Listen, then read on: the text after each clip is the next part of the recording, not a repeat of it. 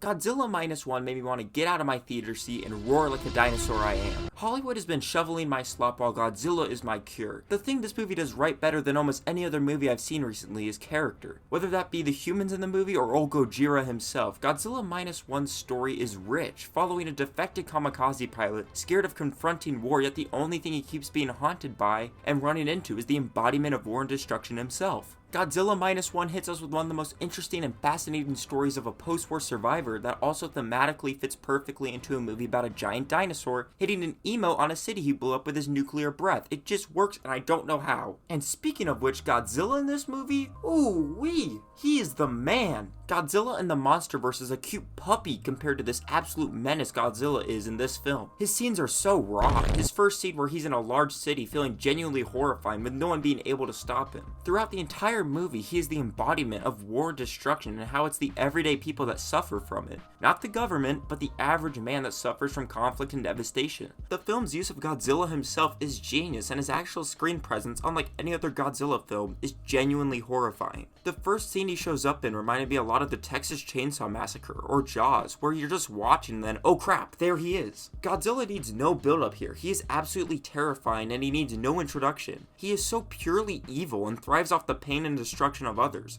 There's no sympathy from this monster. He rose from the sea, and when he finishes his rampage, he returns to the sea, feeling no pain or sympathy to whoever got in his way. It's kind of like a thematic element to how governments view their soldiers in the places they fight in, like they don't care all about what happens to the normal civilians. I don't know. The movie isn't woke, right? It's just good stories, right? No thematic elements here or criticisms of huge governments or the people that are in charge of all of us, but no, Nerdotic, you're right, that Godzilla has no thematic themes to him at all. But the thematic implications and the way this movie is filmed makes this movie really horrifying. Movies usually don't instill in me a real feeling of dread, but Godzilla Minus One nails that feeling of inevitability better than any film I've seen in a while. Sure, you can say it's a big monster movie about a giant dinosaur destroying a city, but that's like saying Oppenheimer is just a talkie. This film does so much more than you'd think it would do as a Godzilla film. It brings the entire series back to what makes Godzilla horrifying. Not that he's a big scary dinosaur, but that he's a big dinosaur that the government has no idea what to do with. He is destruction and inevitability that no one has the answer to, and unless normal people step up, that pain and destruction will continue endlessly. This film is brilliantly shot, and it's got acting and writing that is so rich and deep that it would be perfect for just a normal drama. And it's only heightened by the allegory of Godzilla himself. If you think I'm reading too much into this, go watch the movie. It does so much more than you think it will. Not only is Godzilla Minus One probably the best Godzilla film I've ever seen, it's probably in my top 5 of the year so far. This is a Godzilla film you will remember, and only 2 days later I'm seeing this new Godzilla and Kong trailer, and it feels like everything Godzilla 1 isn't. These American Godzilla movies are like the Captain Crunch of Godzilla. And then you got over here Toho making the freaking sirloin steak of Godzilla films with Godzilla Minus One. Everything you want into one movie, and it works expertly. Godzilla Minus One is incredible, and if you don't go out of your way to support a film like this, I will send Godzilla over to where you live so he can shoot a nuclear beam at your house. Godzilla Minus One is incredible, and it's just that good that I'll give it maybe an 8 or a 9 out of 10. But it could have used a bigger movie, let's be real.